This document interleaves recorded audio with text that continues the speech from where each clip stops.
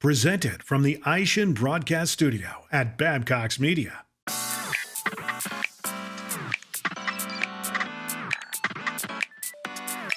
Hello and welcome again to Counterculture, presented by Counterman Magazine.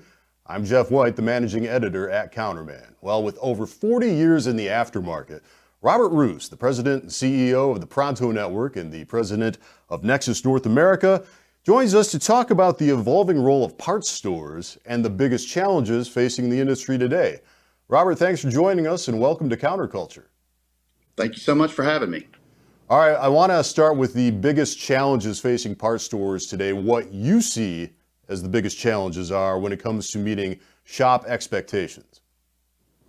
You know, I think probably the biggest challenge that we face today is the speed at which the industry is changing in so many different levels, right? Obviously, we've been talking for a number of years about technology on vehicles and how fast that's changing. But now you also see a lot of economic pressures coming into things, certainly, tariffs and different things like that.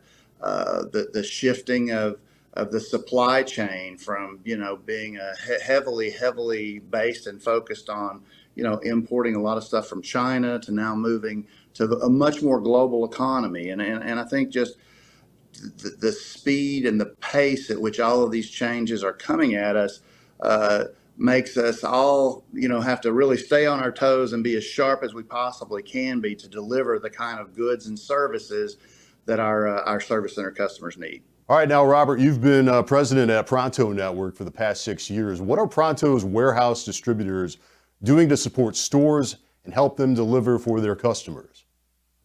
Well, certainly our group of members is very, very wholesale driven. And so, our livelihood, the bread and butter of what we do, it depends upon our service center customers. So certainly trying to stay on the cutting edge of that technology, whether that's programs we utilize internally to track deliveries, to manage our inventory, to keep our turns as successful as they can, to keep our fill rates up, or whether it's, again, the technology on the vehicles and making sure that our customers, those technicians and service advisors out there, are also, as up to speed as they can be and as they need to be when they tackle some of these challenging new vehicles, whether that's the good old internal combustion engine, the hybrid vehicles, or even the emerging electric vehicles.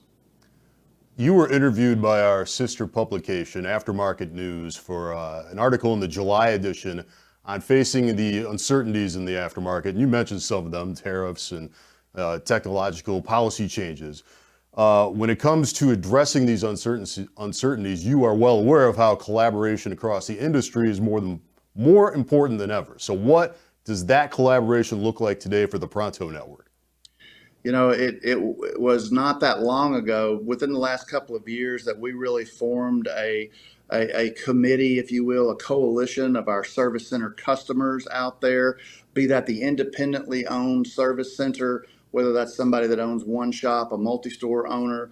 Obviously, we try to work with our regional and national account customers as well, because, being able to share and collaborate with them, running ideas by them, new technology that we may have, or new programs is very, very valuable to us. I mean, I can't even put a value on being able to work with our, again, if you think about that customer base, what we would consider those service centers out there, is extremely valuable. And that's, like I said, whether that's training and different programs we have, whether it's new technologies that we have from tools and equipment to fix the vehicle, to just, again, software services that we may offer to help, again, track those deliveries, whatever that may be. But one of the, from our perspective, one of the biggest marketing efforts and campaigns that we have every year is what we refer to as our banner shop program. It's really that it's our network of independent service centers and sharing ideas and thoughts with them and finding things that add value to their service center, maybe make it easier for our WDs and our parts stores to service them. Again, that's been a big push for us for the last 2 or 3 years. We do Teams meetings, video conferences, as well as a couple, 2 or 3 face-to-face meetings a year, so that we can just encourage and share thoughts and ideas with our customers. Looking back over your 4 decades in the industry, and I know not all 40 plus years have been spent as a president, what are some key lessons that guide your approach to leadership today? I think really, I grew up in this industry not really knowing that I was going to be in the automotive industry all my life. I literally got a job when I was right out of high school, doing part-time work while I was going to school. And one of my early mentors and someone that I'd worked with, always gave me the piece of advice that's never be afraid to let your people fail, because failure is an opportunity to learn. And so certainly that's something that I've carried with me since some of the very early days of my career, and being able to develop talent in this industry, and I've been able to do that in a number of different areas throughout my career. But that's so important, and especially in today's world, because there's a shortage of talent in this industry, and I think it's an industry that needs to reinvent itself a little bit from a public perception, understanding that this is really a great place to work, and this is a fantastic opportunity for people to get involved in an industry, regardless of whether they're someone who enjoys working with their hands and they want to fix vehicles, to someone who might be a marketing professional or an IT and technical professional. It's just been an amazing industry for me, and being able to help develop talent throughout my career has been probably one of the most rewarding things that I've had in the industry. All right, so we looked back there a bit. Now we're going to ask you to look in the crystal ball here and look ahead a few years. What emerging trends do you think will shape how parts are sold and delivered over the next 3 or 5 years? Well, certainly, I think a couple of big players here, big answers. Number one is the technology in the vehicles, and I think that goes for ADAS.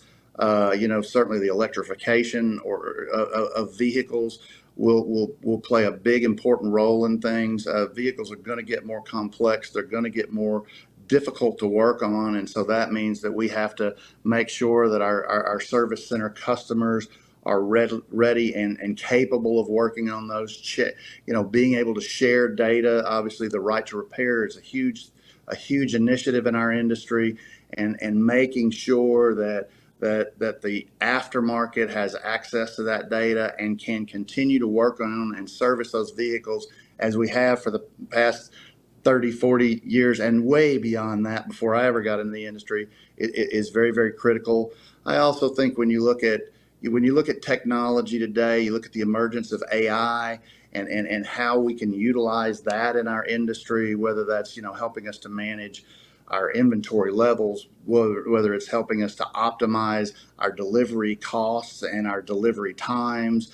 It's just amazing how much technology has changed our industry, and quite honestly, what I anticipate will continue to affect it for the foreseeable future. You mentioned earlier about how great the aftermarket is. Looking ahead, what excites you most about where the aftermarket is headed and where the Pronto network is headed? I think it's, as an organization that's been in existence for over 40 years now, and someone who's been in the industry for about that same 40 years, I see, the continued evolution. One of the things that I always say about the industry when people ask me is resiliency.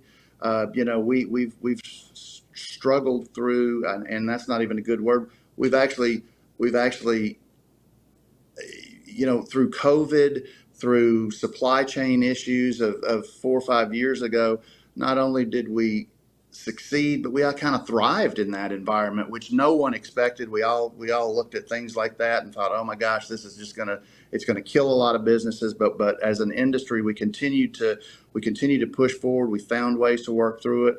We continue to do that today with the economic changes and the climate that tariffs bring to us, but we still see strong numbers in our industry, and I think that's bringing people to our industry. It certainly has It's brought private equity into our industry, as well as, publicly traded companies. And I think people are starting to recognize, the value that this industry has. And certainly as a country, we're tied to the transportation industry, whether it's our own personal transportation, getting back and forth to work, getting our kids back and forth to school, whether it's the over the road industry, delivering goods and services from one end of the country to the other.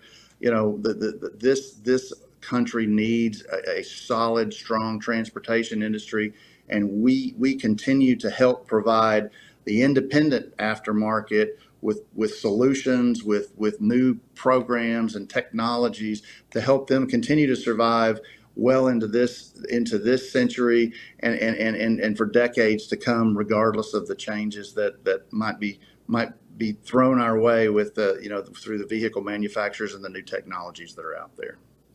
The aftermarket is nothing if not resilient. Robert Roos, we appreciate your insights and your sharing of your perspective. Robert Roos, the president and CEO of the Pronto Network, as well as president of NEXUS North America. Thanks for your time.